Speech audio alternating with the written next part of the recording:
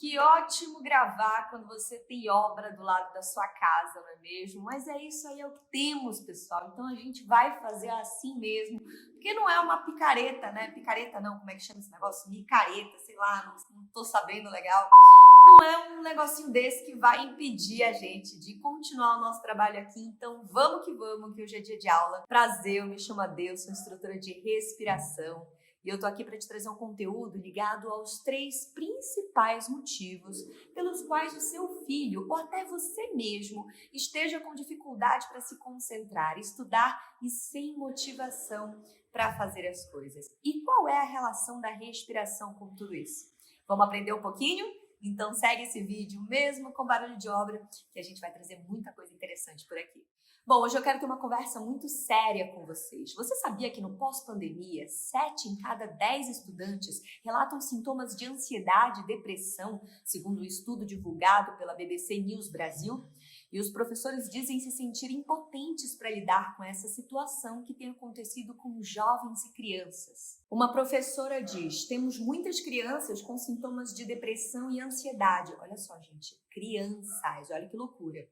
Uma aluna chegou a desmaiar na escola e várias vezes a criança sai no meio da aula, no meio da prova, não conseguindo respirar, fica lá chorando, tremendo. Eu não posso deixar de registrar que a criança tá o quê, gente? Tá o quê? Tá com falta de ar. Olha só a respiração como um termômetro da nossa saúde mental e da nossa consciência emocional. Um mapeamento feito pela Secretaria de Educação do Estado de São Paulo, em parceria com o Instituto Ayrton Senna, divulgado em abril desse ano, identificou que 69% dos estudantes da rede estadual paulista relatam ter sintomas ligados à depressão e à ansiedade. E agora, diante desses dados tão atuais, eu quero te explicar algumas das razões pelas quais isso está acontecendo e como que o treino de respiração correta pode ajudar. E não somente ajudar estudantes, mas todo mundo que inevitavelmente tem sofrido com a falta de foco, a ansiedade e a desmotivação. Pensa na seguinte situação. Uma pessoa que quer estudar para uma prova e tem uma rotina corrida, tem que se organizar, fazer tudo milimetricamente cronometrado para não perder tempo, acordar cedo, cozinhar, limpar a casa, estudar, se preparar para essa prova, trabalhar, se tiver família, cuidar dos filhos, ir na academia, comer direito, enfim. A gente é solicitado por todos os lados para ter essa excelência nas nossas ações, na nossa rotina a curto prazo, fazer tudo com perfeição e a gente esquece que isso é quase impossível. Exige até mais do que disciplina e consistência, que já são habilidades um pouco mais difíceis de se conquistar. Mas na busca por essa ilusória perfeição, ou minimamente a motivação, que é esse ímpeto da iniciativa, essa empolgação que pode nos dar gás para fazer as coisas, nós buscamos de um tudo que promete fazer com que a gente tenha essa motivação até embalada numa caixinha. Porque a gente tende a achar que a motivação é uma qualidade permanente em nós, sendo que somos seres cíclicos, que mudamos a cada momento, de acordo com o nosso contexto e o nosso corpo. Mas a sociedade, a dinâmica das nossas vidas, tende a nos fazer acreditar que a motivação pode ser frequente, e inclusive comprada por fórmulas prontas.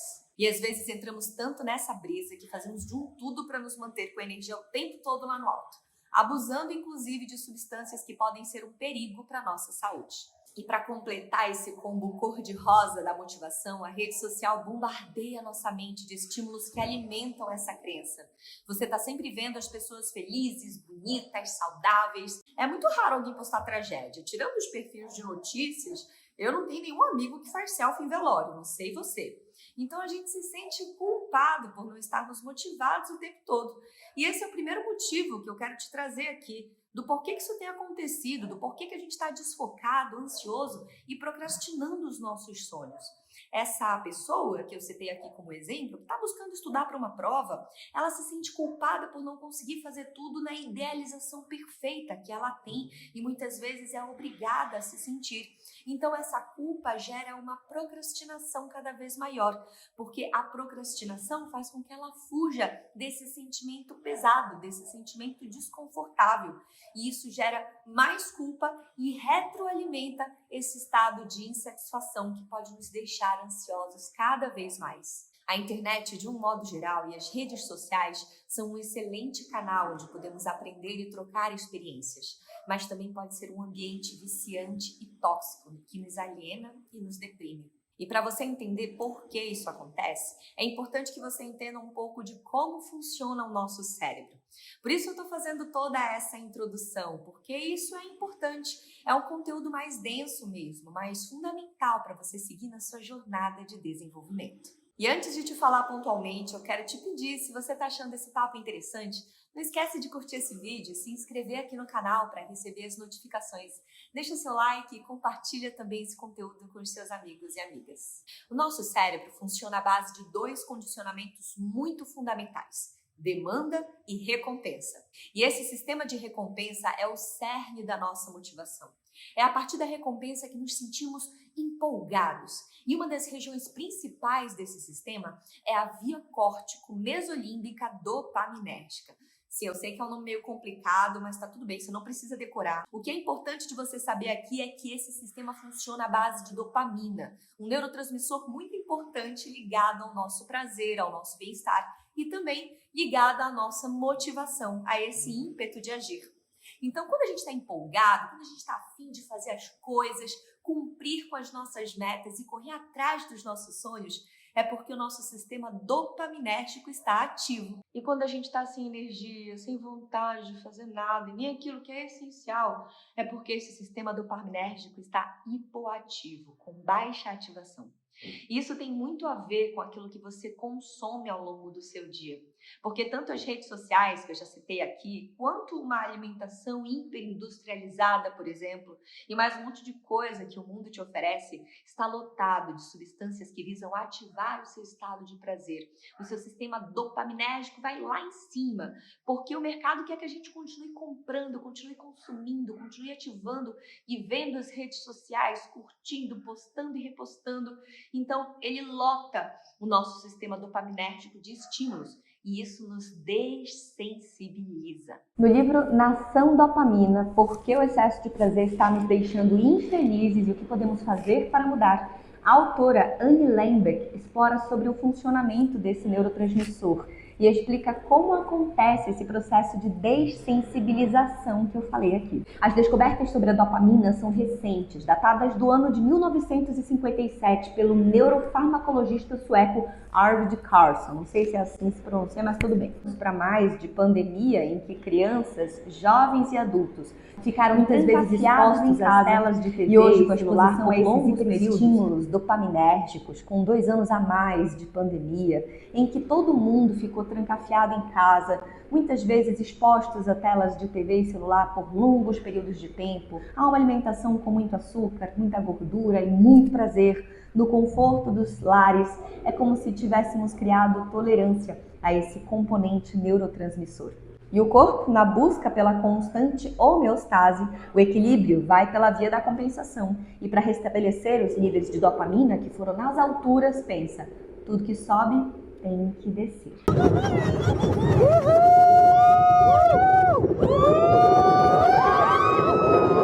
E então a gente tem aquela queda brusca de um estado de prazer que nos deixa sem ânimo para nada e na abstinência constante por retomar esse estado lá nas alturas. Voltando para o primeiro motivo pelo qual você pode estar sempre sem motivação e até ansioso, muito provavelmente isso tem uma relação direta com o que a gente já viveu até aqui por conta da pandemia, associado ao nosso estilo de vida que mudou drasticamente e viciou o nosso cérebro em fugir da dor e buscar o prazer. Ficamos em casa tentando nos proteger, tentando ficar bem, comendo coisas gostosas, assistindo série na internet, mediando constantemente a nossa relação com filhos, maridos, esposas, irmãos.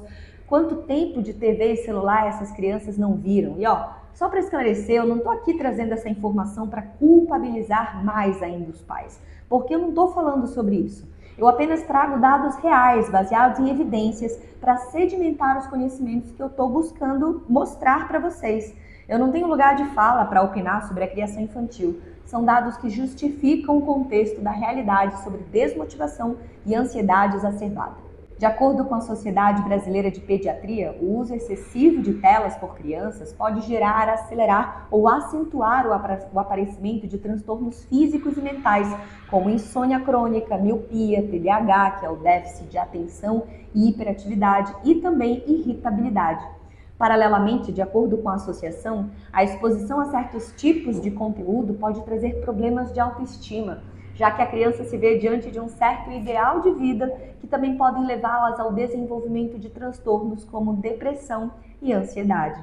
Então, esse vício dopaminérgico pode sim estar associado ao motivo número 1 das nossas crianças, e não somente elas, estarem mais ansiosas e desmotivadas. Eu não sei se você sabe, mas até o nome da geração dos nascidos depois do ano de 2010, também conhecida como geração alfa, contém o nome daquela rede vizinha, sabe, o Tico e Teco? A geração dos prazeres rápidos, dos vídeos curtos e estimulantes. E quando essa criança, ou até mesmo você, precisa executar uma tarefa que até pode trazer prazer, mas não de uma forma tão imediata, e que demande esforço e disciplina, a procrastinação pode falar mais alto e o tédio também. E o que fazer para tentar ajudar ou mudar isso? Antes de trazer a solução, deixa eu te contar um outro fator que também pode contribuir satisfatoriamente no seu nível de ansiedade e procrastinação: a forma como você respira. Como eu já disse aqui, não são apenas as crianças que estão ficando ansiosas e desfocadas. A forma como a gente escolhe trocar com o meio ambiente também influencia bastante nisso tudo, visto que desaprendemos a respirar de forma correta e profunda. A respiração é a nossa maior troca com o meio externo. Só de tecido alveolar, que são os mecanismos, os órgãos, os micro-órgãos onde atua a respiração, só esse tecido tem cerca de 80 metros quadrados no nosso corpo, quase que um apartamento de tecido alveolar. Então é a nossa maior forma de interação com o meio externo. E a gente não apenas desaprende a fazer isso de uma forma correta, mas a evolução da nossa espécie contribuiu para que a maioria das pessoas acabasse desenvolvendo uma respiração que é predominantemente bucal, uma respiração mais forçada, curta e hiperativa à região cortical do nosso cérebro, responsável pelo controle voluntário da respiração. A respiração oral ou bucal é um sintoma frequente na infância e que está associado a diversos transtornos, como cansaço frequente, sonolência diurna, adinamia, baixo apetite e até déficit de aprendizado e atenção. E isso tem muito a ver com essa hiperativação da respiração voluntária que eu citei aqui antes. Eu tenho um vídeo sobre respiração bucal que eu vou deixar aqui nos comentários para quem quiser assistir e entender um pouco mais como que a nossa evolução nos levou a desenvolver isso. A respiração em si acontece de duas formas distintas, ativando mais ou menos duas regiões principais do cérebro: sistema voluntário e involuntário. A respiração nasal, que é natural, afinal nós temos o nariz para respirar e não para qualquer outra coisa, ela é controlada predominantemente pelo bulbo cerebral, essa região anterior do cérebro, e é ela que faz com que você esteja assistindo a esse vídeo e também respirando sem perceber. Agora, quando a pessoa respira pela boca e faz disso um hábito, ela hiperativa a região cortical, que é o centro voluntário da respiração, também responsável pela nossa capacidade de antecipar os fatos. Lembra que eu falei aqui muitas vezes o quanto o nosso cérebro gosta de antecipar as coisas? Pois é, se você fica o tempo todo ativando essa região, você tem uma propensão maior à antecipação, o que pode gerar ansiedade em excesso. E isso, associado à ativação dos nossos quimioceptores, que são os termômetros da respiração, também contribuem para estados de alerta prolongados. É como se nos mantivéssemos em estado de alerta por muitas horas do nosso dia. Entende o quanto isso é perigoso? Uma respiração bucal e curta, com estímulos acentuados dos nossos estados de antecipação e alerta, podem nos deixar propensos a buscar o prazer imediato e rápido, para compensar um pouco esse estresse. Isso se relaciona com o primeiro motivo da nossa busca por prazer imediato e sem muito esforço. Afinal, já estamos nos esforçando demais, né? É claro que as coisas não são assim tão preto no branco, tá, gente? Mas é importante a gente entender e fazer essas correlações, porque elas fazem muito sentido, tem evidência científica mostrando. E também nos mostra que pequenos ajustes podem ser feitos nas nossas vidas para que tenhamos melhorias na nossa saúde e no nosso bem-estar. É claro que não dá para arrancar as crianças da frente da TV e muito menos bani-las do uso do celular, porque a gente sabe que isso é quase impossível. Até você, quando menos espera e sem perceber, tá lá no celular de novo, checando as notificações das redes sociais, sedento, sedenta por um like. E sabe como eu sei disso? Eu também sou assim, gente. Eu também sou um ser humano. Se você for o meu braço, sai sangue. Eu também percebo, e se eu não estiver presente no meu dia a dia, eu acabo sucumbindo a isso tudo. Principalmente porque eu produzo conteúdo e trabalho com a internet, né? Então, já que a gente não pode fugir do mundo real porque fazemos parte dele, o que a gente pode fazer? Um retiro! Abandonar tudo e virar hippie! Eu quero estar na praia, vendendo minha arte, das coisas que a natureza dá pra gente. O que a gente pode fazer realmente é se adaptar de forma mais inteligente possível. Começando pelo nosso corpo, retomando a consciência daquilo que a gente pode expandir, desenvolver. E é claro, eu estou falando de respiração. A respiração consciente não só melhora a sua capacidade de concentração e o seu nível de presença, mas também te ajuda a modificar o padrão dos seus pensamentos pelas ondas cerebrais. E quando eu falo de ondas cerebrais, eu também trago o terceiro motivo pelo qual também estamos em frequente procrastinação e ansiedade. Nós vivemos em beta. Nossos pensamentos e todas as nossas conexões cerebrais trabalham numa frequência. Isso quer dizer que elas produzem eletricidade real, tá? Existe um campo eletromagnético ao nosso redor, formado pelos nossos pensamentos, por aquilo que a gente produz mentalmente durante o dia. Um estudo recente do Canadá concluiu que produzimos em torno de 6.000 pensamentos ao dia. E a gente não tem consciência nem de metade disso, que dirá de um terço, o que presume o quão acelerada está a nossa mente e o quanto de coisa ela é capaz de produzir, né? E quando estamos acordados, geralmente a frequência elétrica dessas ondas de pensamentos está entre 14 a 30 Hz, o que caracteriza a onda beta. Essa onda é o nosso estado ativo de produção de pensamentos e senso cognitivo. Quando estamos acordados, estamos em beta. E nessa onda desenfreada de ansiedade e falta de foco, nossos pensamentos ficam ainda mais acelerados, batendo os 30 Hz, o que desencadeia uma verdadeira diarreia mental. Com licença da palavra escatológica, né? Mas é basicamente isso que tem acontecido mesmo. Pensa então que é como se fosse uma máquina de lavar que vivesse em centrifugação. Está o tempo todo acontecendo e não é só por uma questão de minutos, é por questão de horas. Horas e horas, dias em processos de centrifugação, tirando o nosso sono e a nossa calma, o nosso estado de conseguir relaxar. Mas Adelaide, é sempre assim? É sempre essa frequência? Não. Existem também outras ondas cerebrais de diferentes frequências, por exemplo, as ondas alfa, que operam entre 8 a 13 Hz, que representam um fluxo menor de pensamentos e geralmente acontecem quando as pessoas estão mais relaxadas, cansadas. Sabe quando você chega do trabalho, se joga no sofá e fica ali com a TV ligada, só assimilando aquilo que você está vendo? Pois é, essa baixa frequência de pensamentos, apesar de ser facilmente atingida quando você está cansado ou cansada, é possível também de ser conquistada voluntariamente, através de um treino mental. Um treino que faz com que você diminua essa frequência de pensamentos. E é quando você tem também o seu maior potencial de memorização, aprendizagem e assimilação. As ondas alfa são um momento mágico para se estudar e absorver conhecimento, porque ela potencializa a nossa inteligência e a gente acaba esquecendo disso, esquecendo de usar esses potenciais ou até mesmo nem sabendo que isso era possível. Comenta aqui para mim se você sabia que isso existia. Treinando a atenção plena e respiração consciente, você consegue mudar o padrão dessas ondas cerebrais e atingir esse estado sem necessariamente estar cansado. Você consegue diminuir a frequência de pensamentos, fazendo isso por um período curto de tempo, cerca de 15 minutos. Você é capaz de mudar esse padrão, a frequência de ondas. Isso te traz clareza mental, te ajuda na tomada de decisões, na sua concentração. E muitas vezes você está aí, forçando a barra para estudar, abarrotado de pensamentos que não te deixam em paz e não te dão sossego para absorver algum tipo de conteúdo. Sejam crianças ou adultos, isso é real. E quanto mais cedo você levar a consciência, melhor e mais rápido você fica de você modificar e atuar sobre este padrão, treinando a sua mente. Existem outras frequências de ondas cerebrais. Tem a onda teta, que é uma frequência muito menor quando a gente está dormindo. Tem a onda delta, que é uma frequência menor ainda quando a gente está completamente inconsciente até mesmo do nosso corpo, em sono profundo.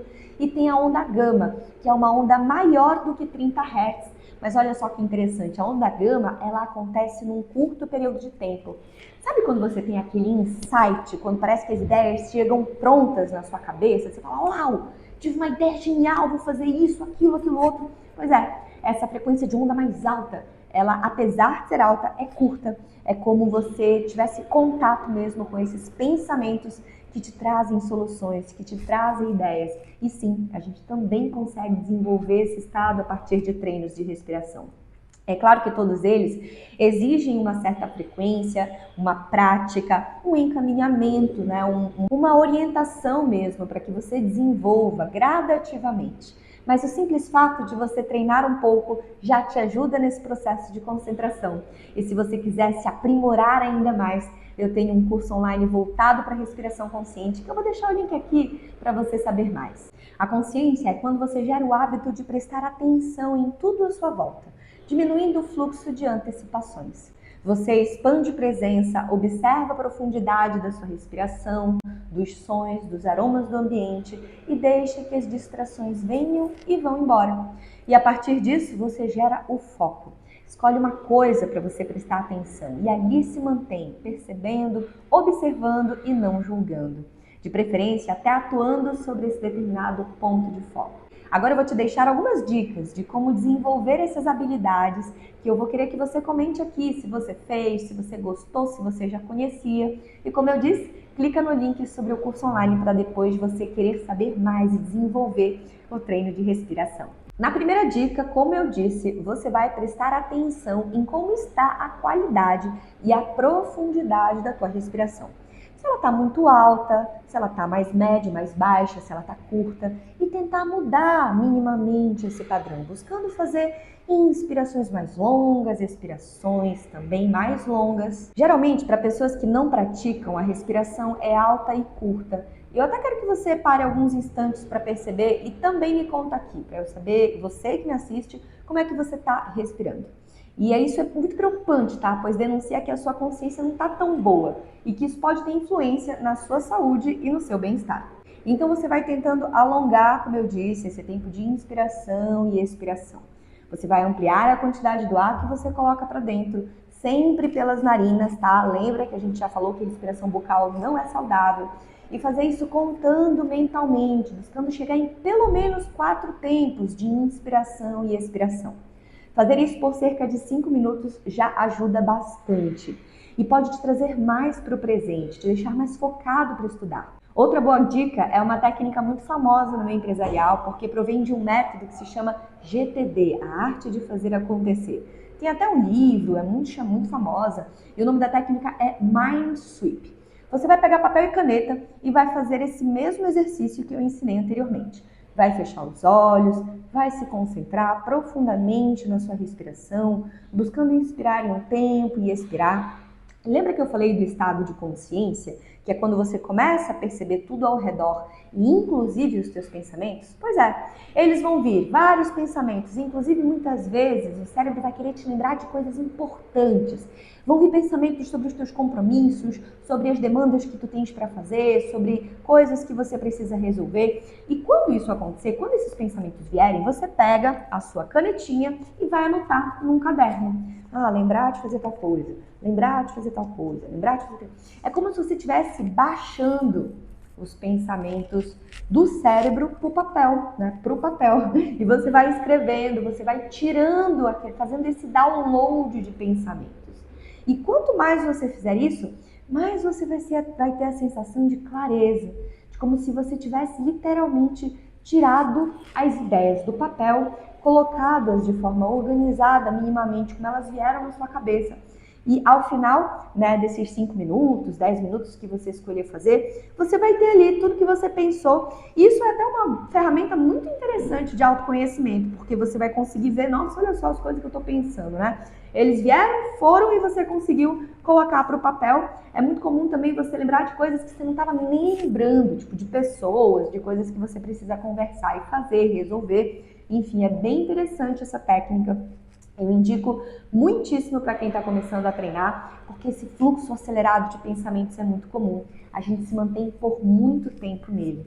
Então, associar essa técnica com o treino da reeducação respiratória, deixando-a mais profunda, fazendo com que ela interfira no padrão dessas ondas cerebrais, é uma efetiva forma de você buscar um estado de mais foco, um estado de melhor relaxamento, menos estresse e até de atuar na sua motivação. Porque você vai se acostumar com um treino que é um pouco mais longo, que demanda essa prática, que demanda esse processo contínuo de desenvolvimento. E a partir desse desenvolvimento você vai ativar o seu sistema de recompensa de uma forma natural. Afinal de contas, a gente está falando de respiração, que é uma coisa natural, e fazendo-a de uma forma voluntária, de uma forma natural e voluntária.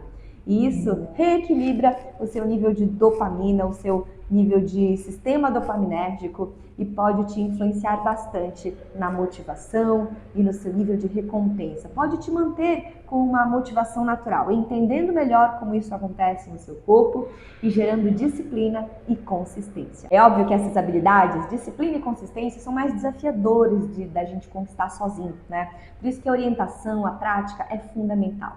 E mais uma vez, eu quero lembrar que em breve eu vou abrir os cursos, a vaga para o curso de respiração consciente, e eu te espero caso você tenha interesse em desenvolver e aplicar essas técnicas de uma forma mais profunda e atuando com a respiração como ferramenta de poder na sua evolução e expansão de consciência. Espero que você tenha gostado desse vídeo, comenta aqui se você curtiu as dicas, se gostou do conteúdo, se quer mais vídeos sobre esses assuntos e tantos outros. Mais uma vez eu peço desculpas pelo barulho da obra que tá impossível aqui, mas isso não vai deixar com que a gente não faça os conteúdos e não traga coisas legais e interessantes para vocês aqui, beleza? Um beijo e até a próxima.